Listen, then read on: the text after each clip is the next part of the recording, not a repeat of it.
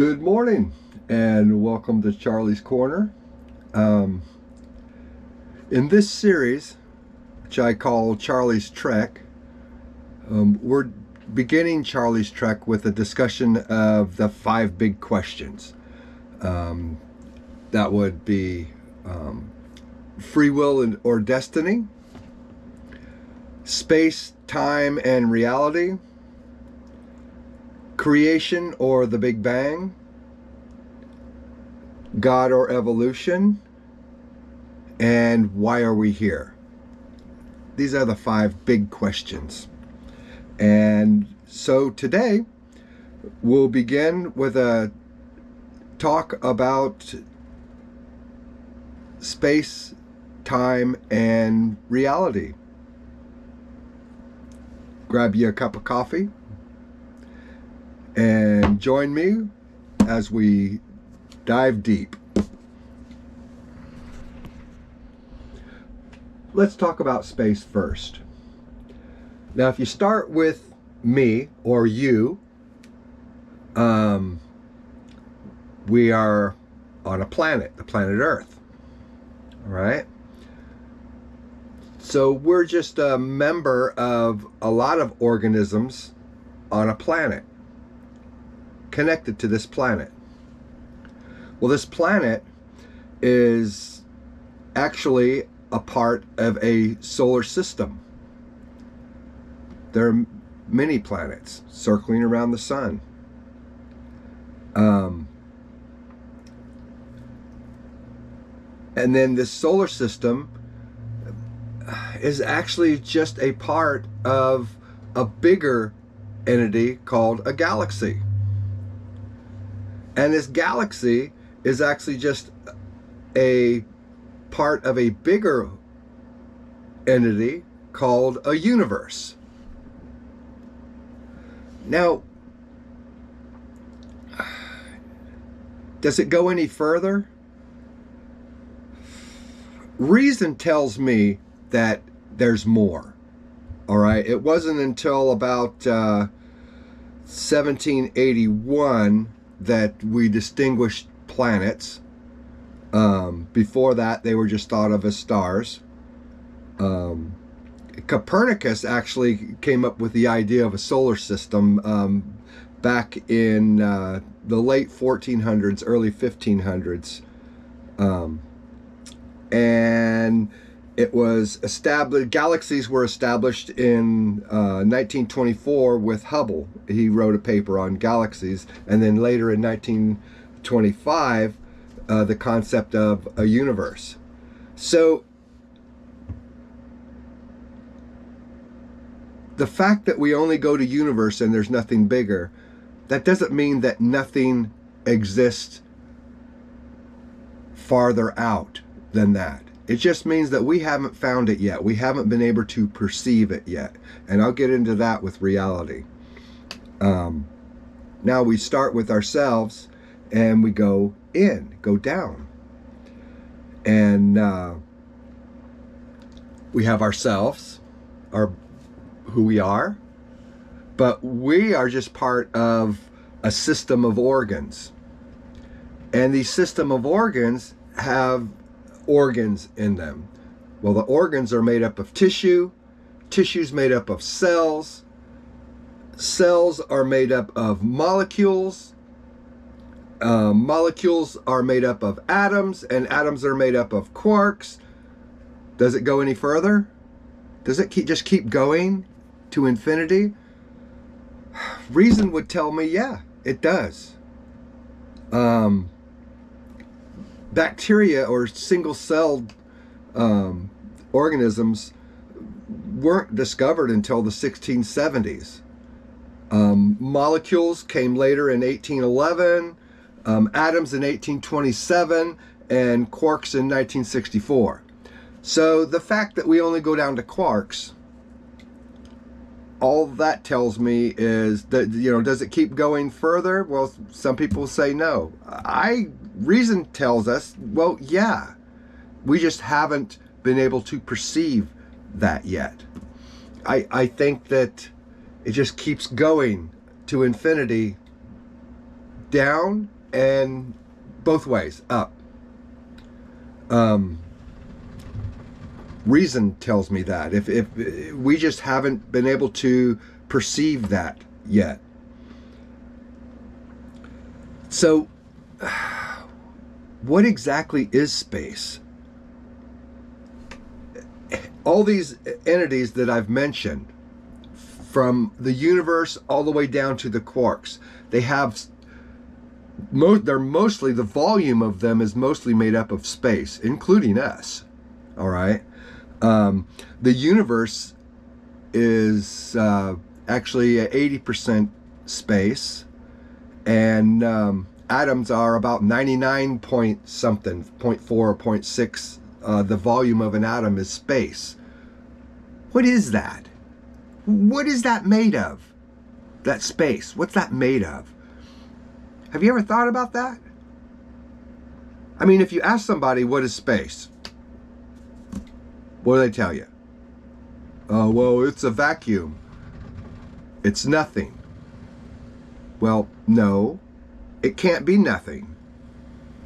I mean, you can go in a rocket ship, you can go out into space. Astronaut can get out of his rocket ship. He's floating around in space. What is that? What is he floating around in? It's something. It can't be nothing. He's in it. It has to be something. What is it? So,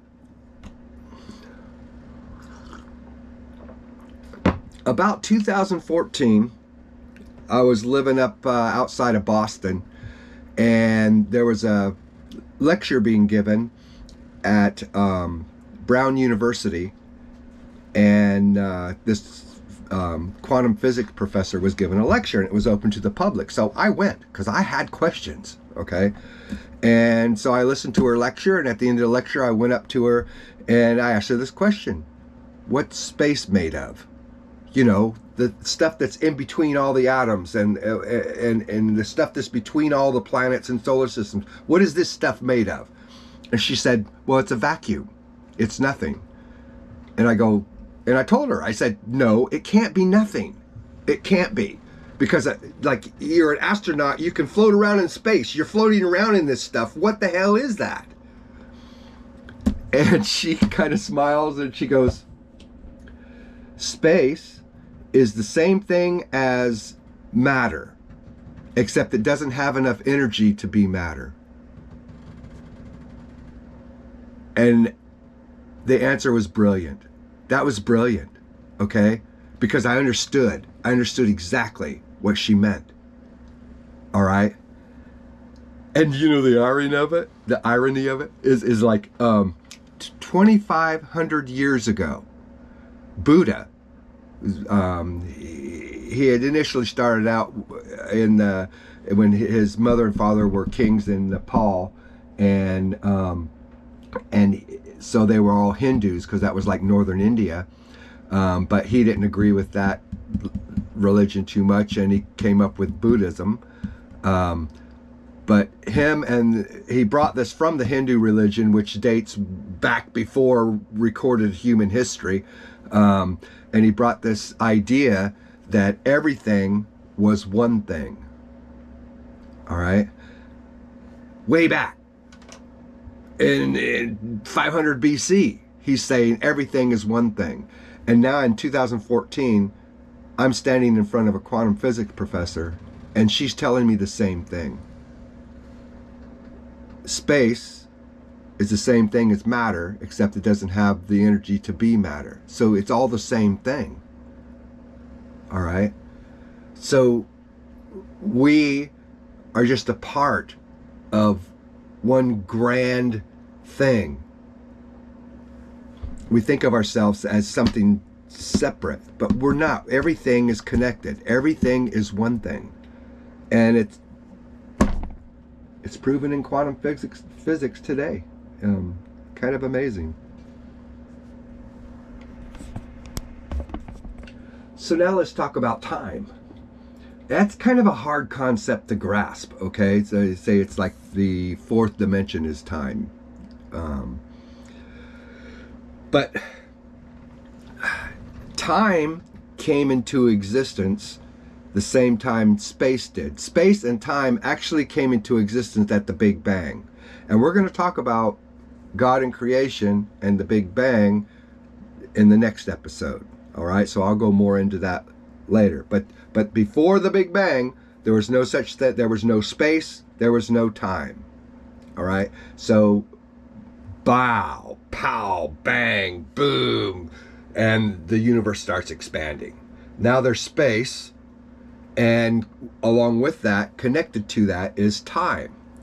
All right, so what that means is time is confined within the universe because it was created along with the universe. So all of time that's existed and all of time that will exist is present right now. I know. Try to wrap your mind around that. If you were to look at a planet that was 400 light years away, the light that's reflecting from that planet, your ability to see that planet, you're looking at that planet 400 years ago. If it's 400 light years away, you're looking at it, what it was 400 years ago. Right now, that planet could be gone. It might be might not even be there. You don't know. Okay, because when you're seeing that planet, you're actually looking 400 years into the past. All right, and conversely, someone on that planet looking at Earth right now, if they're looking at Earth, they're seeing Earth 400 years ago. They're not seeing Earth as it is today, because it takes 400 years for the light, the photons that are reflected off that planet, to go that distance. All right, and Einstein had some pretty interesting theories about time. As you approach the speed of light, time slows down. All right.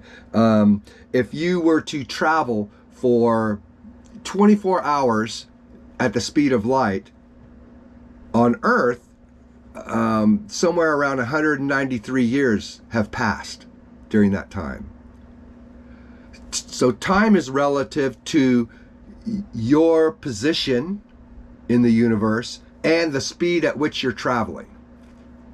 It's not fixed like we perceive it as being fixed, and we'll go into reality in a minute, but it's not a fixed thing. It's relevant to where you are located in the universe and how fast you're traveling. So that's an interesting thing, to think that all of time still exists from start to finish. And it also actually kind of explains God, okay? Because since God created the universe, then he is something outside of time and space, all right? He created it, so he can't be a part of it. So he's not a part of time and space. So he always has been and always will be. And Einstein and science actually proves that. So that's kind of interesting. And I found along my journey that science usually does prove, what the Bible is saying. If you think about it, they prove it. They're like the Great Flood. Geologists are now finding layers everywhere around the planet where this where it was flooded. It's the same thing. Anyways, I'm getting off track here. So now let's go into reality. Okay, reality. What is it? Reality differs from person to person. I'll explain that in a minute. First of all, the only way that we can determine reality is with our five senses: sight, hearing, smell, taste, touch. All right? We don't perceive anything outside those senses. It doesn't mean they don't exist. Things outside of our reality, it is possible that it exists, and it's probable actually, because we have instruments that will measure ultraviolet light and infrared light. Now the range, the frequency of these lights is out of our ability to perceive them with our eyes. We can't see them. All right, but that doesn't mean they don't exist. We've got instruments that measure them. Same thing with sound. There are sounds that are outside our ability to perceive with our ears, like a dog whistle. Dogs can hear it. We can't. So to us, it doesn't exist. But to a dog, it does. Their reality is much different than ours. And the same thing with smell. They smell things, and for greater distances than we can smell, because we don't have the ability to perceive those things. It doesn't mean they don't exist. It just means that we don't perceive them. So we have a different reality than a dog, or than what really is. What is reality is different than what we perceive as reality. And it goes, how about people? We'll talk about people's reality. Have you ever talked with someone, they were in the same place at the same time as you, and you give them a memory and they're like, well, no, I don't remember it like that. This is the way it happened. So their reality is different than your reality. You've got people who think that there's more than two genders. It's real to them. I know it's crazy, but to them, it's real. It's not true. We have chromosomes, 46 of them in a human body. That's what makes us human, is we have 46 chromosomes. We get 23 from each parent. All right. One of those chromosomes is an X, let me back up. Females who have mammary glands that can produce milk, and a vagina and a uterus, okay, they can only produce the X chromosome. Then you have males like me, got one of these, and they produce an X and a Y. All right, so when they get together, the female, she gives an X. She always gives an X. But the male can give an X or a Y, and that determines if you're male or female. There's no W, there's no L, there's no Z, there's no nothing else. There's X and there's Y. So two sexes. That's all there can be. XX or XY. Female or male. That's it. All right? But some people, their reality is there can be hundreds of genders. Another thing is, have you noticed, now back before the 1400s, it was actually quite a popular thought that the earth was flat. Well, for some reason that's come into view now. Now this is what a flat earth would look like, right? Okay. Now, if someone is here and they're in a ship and they're sailing and they sail to here, then they're going to get smaller as they go away, but they're going to still be able to see them all the way to the edge till they like fall off the edge, right? All right, you're going to see them the whole way. That's not what happens. Have you ever watched a ship? The horizon is flat, looks flat, right? It's not. It's huge. It's only a section of one of these. Not an orange, but a globe, okay? So if you're here and you're going this way, let me put this finger here, and as you go around, that ship seems to drop off. It gets lower and lower and lower, all right? That's what happens. That's because it's traveling on a globe like this. And then, don't take my orange for it. All right, get a telescope, look up in the sky, look at the moon. You can see the moon is a ball like that. You can look at Mars, Jupiter, Venus, Mercury, any of the planets. What are they?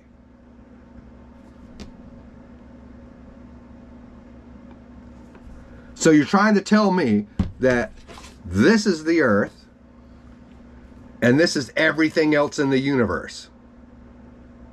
It just doesn't make sense. But that's some people's reality. So I guess my point is, reality, when you come down to it, is relative. Your reality could be a lot different than my reality. And so when you're talking to people, you have to kind of take that in consideration. And yeah. So those are my thoughts on space, time, and reality. Coffee. You can hit the like button, hit the subscribe button if this is interesting at all. You can make some comments below and we can discuss this further if you like.